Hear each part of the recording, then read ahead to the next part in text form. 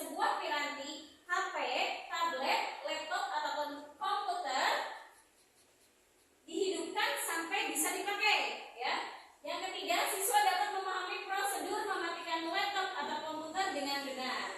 Yang keempat, siswa mempraktekkan mematikan komputer atau laptop dengan prosedur yang benar. Jadi kalau tidak sesuai, tidak benar, nanti laptop atau komputernya akan rusak, ya. Jadi kalian harus bisa bagaimana cara mempraktekannya. Nanti kita belajar.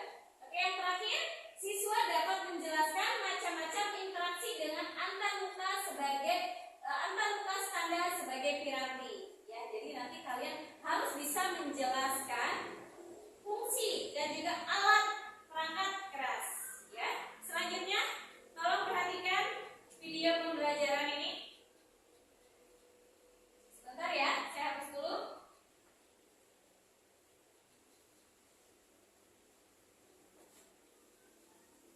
Kita akan belajar tentang perangkat keras.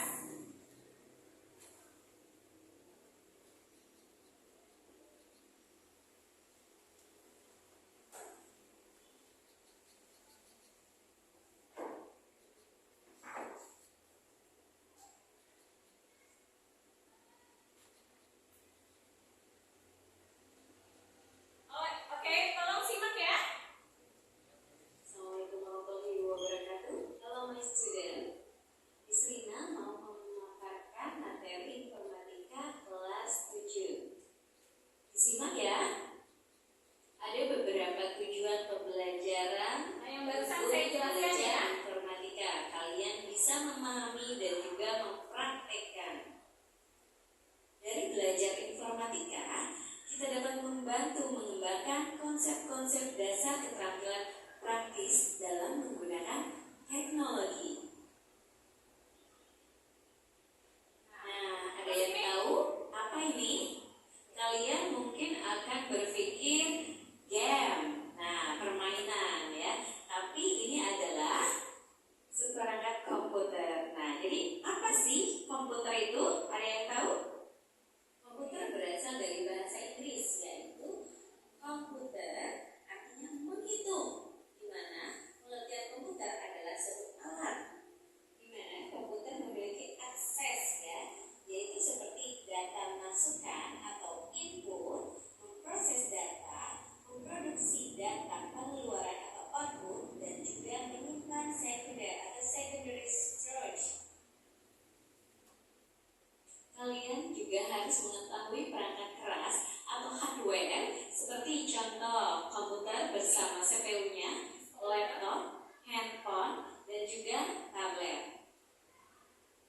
Perangkat keras atau hardware yaitu perangkat komputer yang nyata, dapat disentuh, memiliki wujud, dan dapat dipindahkan, ya.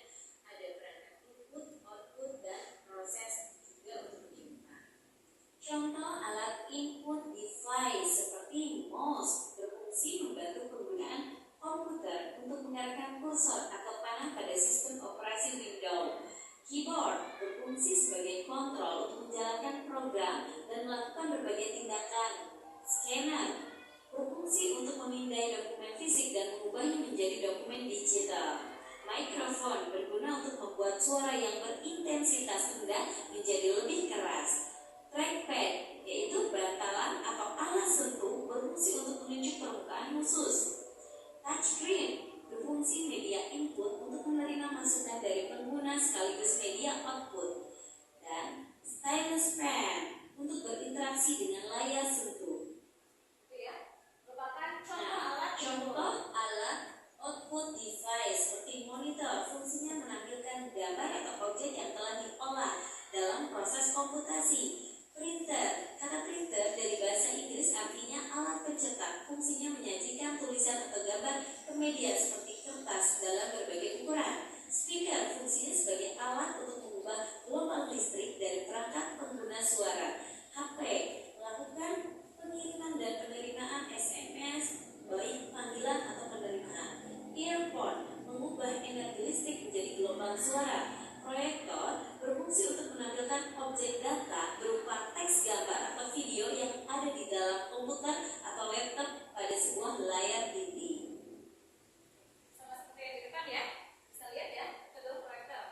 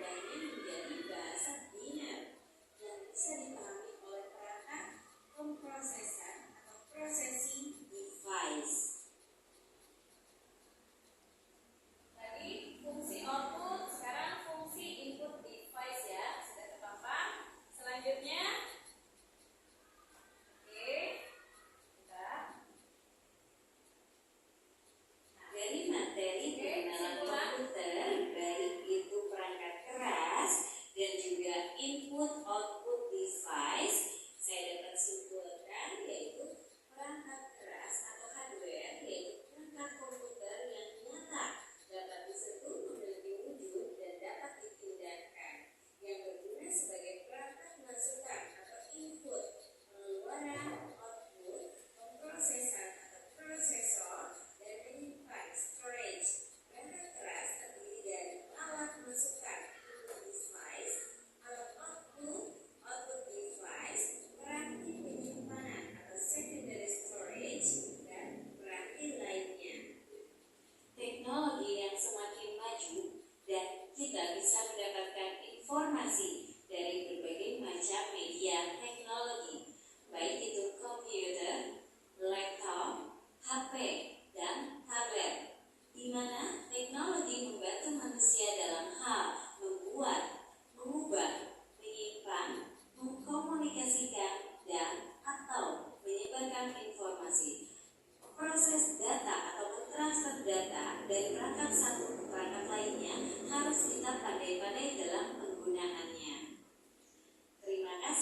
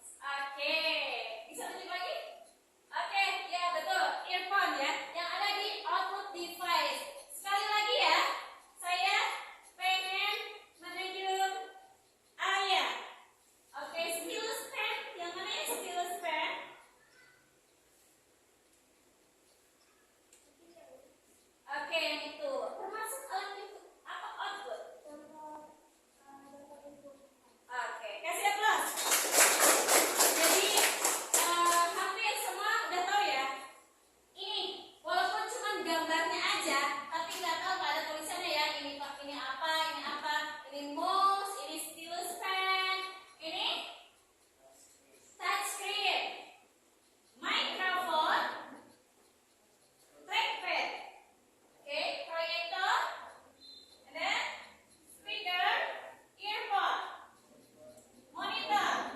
Rosiana apa ini Rosiana? Handphone, oke. Scanner, and then oke, this is printer. Jadi sudah bisa semua ya? Oke, sudah paham? Ada yang ditanyakan tidak? Boleh? Oke, siapa dulu nih? Oke, Firdiawan. Apa bedanya laptop dan komputer? Apa bedanya laptop dan komputer? Ada yang bisa jawab? Saya lempar dulu ke teman-temannya nih. Apa sih laptop? Bedanya sama komputer? Laptop itu kumaha? Kayak gimana nih? Kayak gini. Yes, betul. Kayak gini. Cuman bisa dijelasin aja sebelum saya memaparkan apa sih laptop itu bedanya dengan komputer. Kalau laptop, oke, saya jelaskan ya. Kalau laptop itu komputer jinjing ya, yang bisa dibawa kemana-mana. Beda dengan komputer. Kalau komputer itu dia otaknya itu berbeda sama laptop yang sudah menyatu. Kalau komputer itu otaknya di CPU. Ya, ada bagian lagi yang seperti bentuknya kotak. Ya, jadi biasanya itu dia stay di rumah, dia diam di rumah, dia tidak bisa dibawa kemana-mana. Beda dengan laptop. Kalau laptop kan bisa dibawa kemana-mana. Jadi kalau laptop itu istilahnya komputer jinjing. Tapi sama untuk masalah pemrosesannya dia sama. Dia itu memasukkan ya input, pemrosesan dan juga output, juga storage itu bisa menyimpan. Oke, paham Firdi? Selanjutnya ada yang ditanyakan lagi?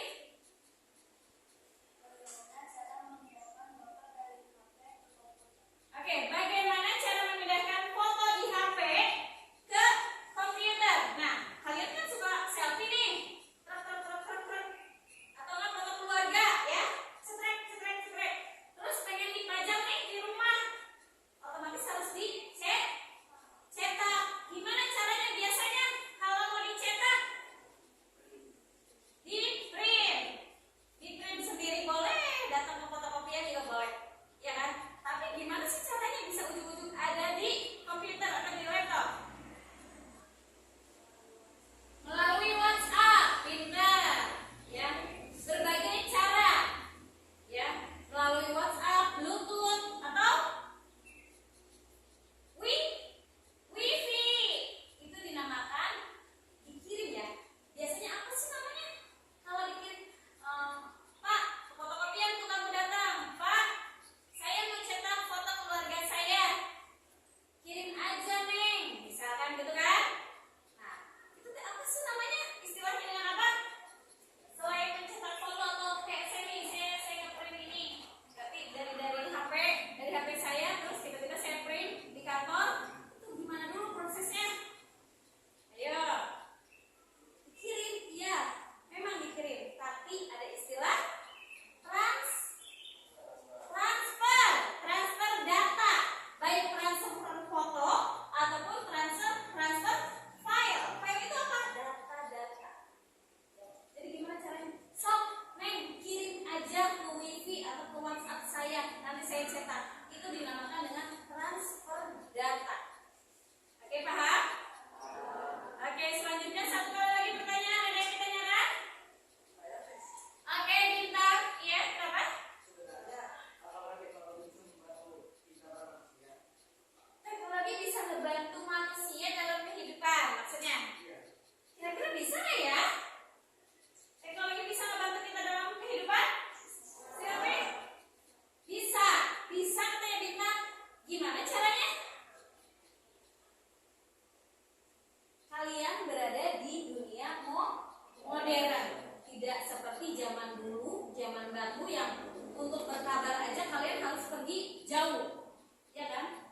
Dari Cikampek ke Jakarta. Tapi sekarang kalian sudah di dunia modern, bahkan belanja pun udah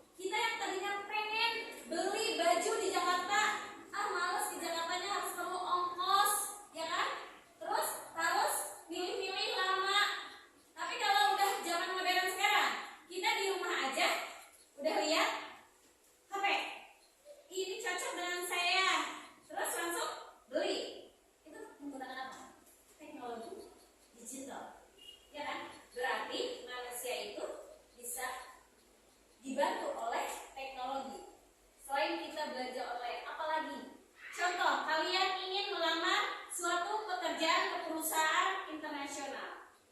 Gak mungkin kita datang tiba-tiba ke Jakarta atau ke bandara langsung pergi ke luar negeri, ya kan? Kita kirim dulu CV. Apa sih CV? Surat data diri. Kita kirim email ke perusahaan tersebut. Lewat apa? Lewat komputer. Berarti menggunakan teknologi juga kan? Berarti apapun di kehidupan kita zaman sekarang, zaman modern, itu memerlukan teknologi, betul? Nah, berarti semakin majunya teknologi itu sangat membantu kita. Makanya kita jangan ketinggalan informasi. Gimana sih caranya belajar online? Ada kan sekarang les-les online seperti les bahasa Inggris, les Jepang, les matematika, les seni tari juga ada online. Berarti itu memerlukan apa? Teknologi kan? Pokoknya kehidupan kita zaman sekarang itu sangat memerlukan teknologi. Gimana sih ibu kalian pengen bisa masak rendang yang enak asli Padang? Searching di YouTube, betul? Gak usah lagi lihat buku, tapi bisa lihat handphone atau lihat laptop. Buka aja YouTube-nya. Tinggal diketik atau kamu nggak usah ngetik, misalkan ngomong aja, ngomong langsung di handphone. Kamu buka YouTube, rendang Padang yang terkenal, cara memasaknya, keluar langsung, ya kan? Langsung ikutin masakan. Oh, bumbunya apa aja? Itu menggunakan apa? Teknologi. Dan teknologi dari hari ke hari, dari jam ke jam, dari menit ke menit itu sangat berkembang dan sangat sekali maju. Saya tanya sama kalian, apa kalian punya medsos? Ya. Seperti apa contohnya? Instagram, TikTok, Twitter, Twitter, yes, Facebook. Nah, biasanya kalian ngapain sih di Instagram? Chatting, betul? Apa sih chatting? Istilah chatting itu apa sih? Saya pengen tahu kalian suka chattingan, tapi kira-kira tahu nggak ya? Apa sih chatting itu?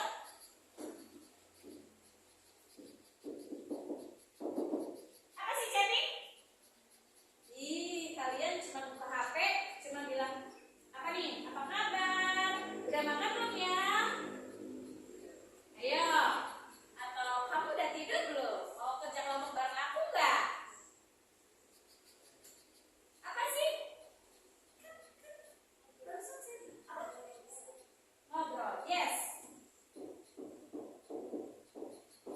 Chatting itu adalah obrolan, chat. Saya tanya, kalian punya ini kan? Apa sih ini? Yes. Email itu apa ya? No? Sedikit lagi?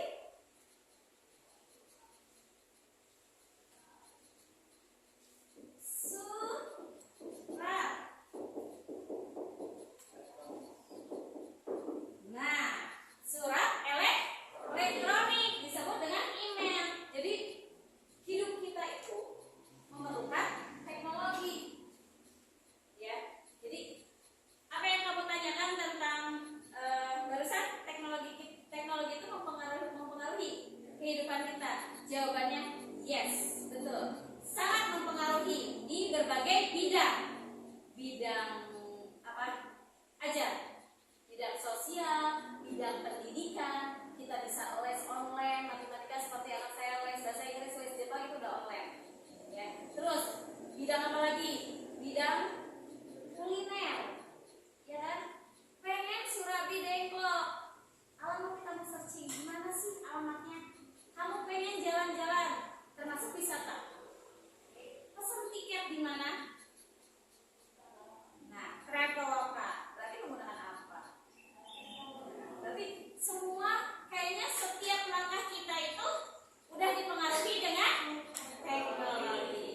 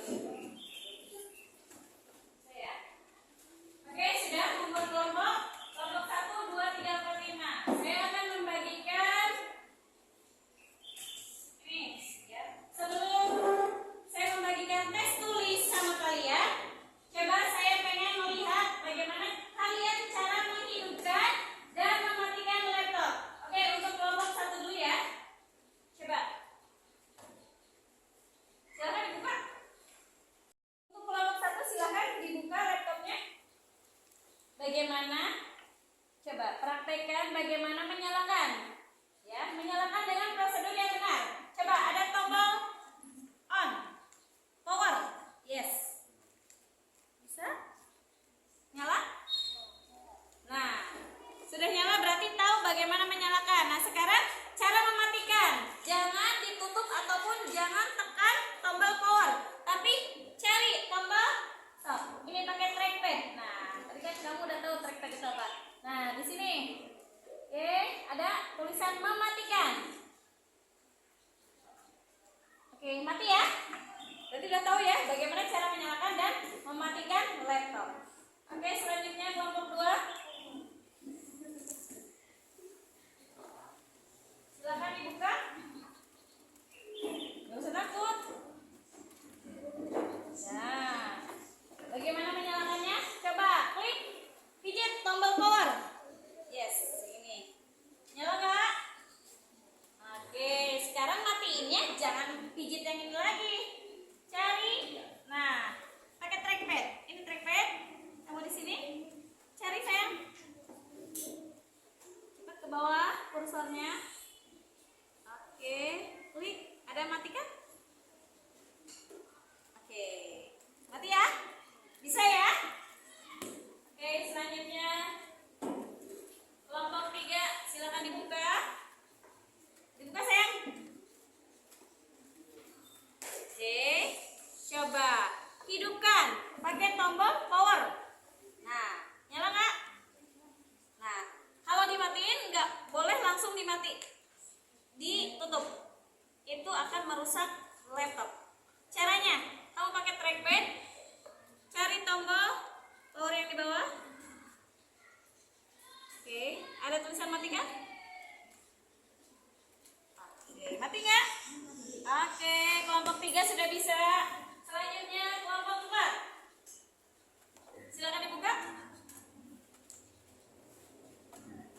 Pelan-pelan. Udah nyala belum? Belum. Caranya? Silakan tombol. Oke. Ini tombol power itu untuk menyalakan. Setelah itu cara matiinnya.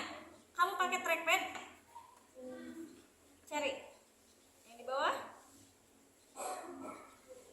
Ada matikan? Klik. Mati belum? Jadi mematikan dan menyalakan sudah bisa ya. Oke. Selanjutnya kelompok terakhir. Kelompok 5. Silakan dibuka. Kalian harus bisa mempraktekkan bagaimana membuka, menyalakan, dan mematikan laptop. Oke, mana tombol power? Tutup. Selanjutnya nyala nggak? Nyala. Setelah nyala, coba matiin. Bagaimana dengan sesuai prosedur yang benar? Coba pakai ini apa disebutnya? Trackpad. Nah, cari tombol. Ada tulisan mematikan? Ya, jangan pakai pisau matiinnya ya. Oke, bisa? Mati belum?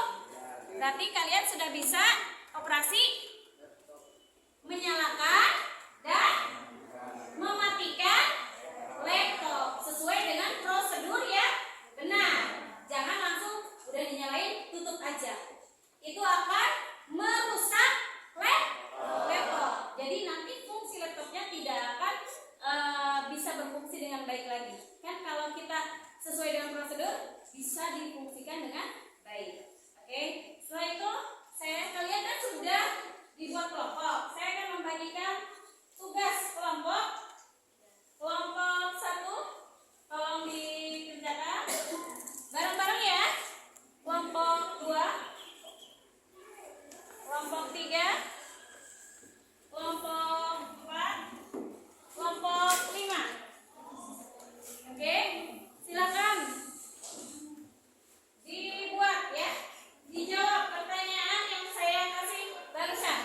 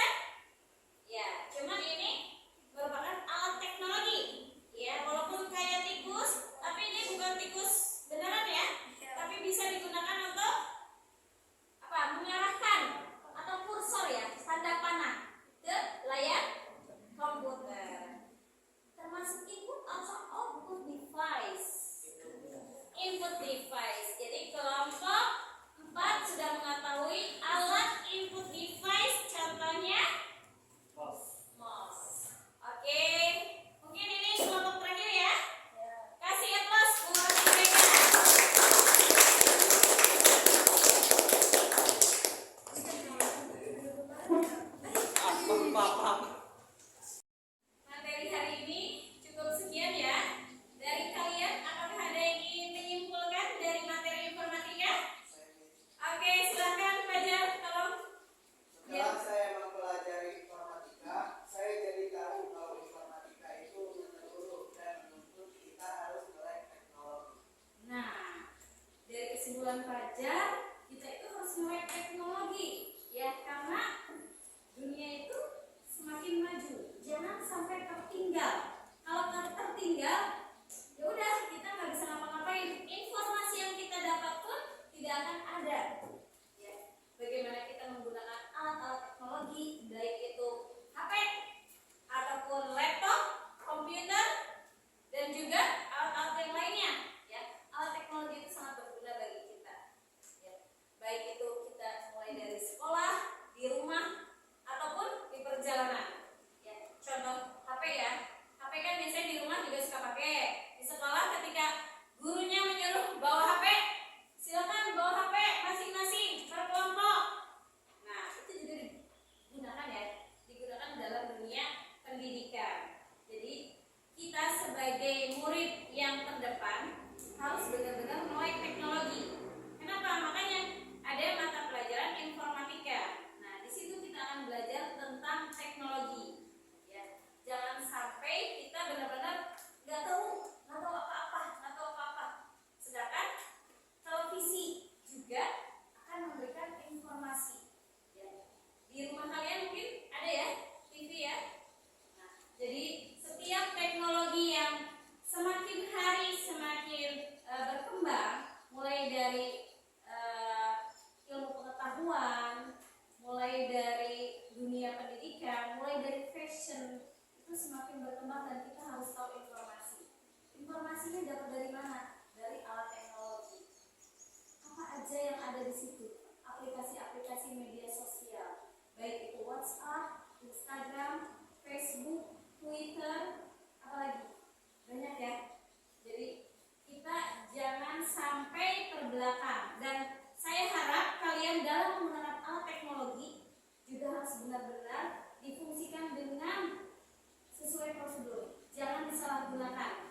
Banyak banget media sosial disalahgunakan dengan membuli, berkata-kata kotor. Ya. Walaupun itu itu mah nanti juga di delete, bisa dihapus, bisa. Tapi ingat, jejak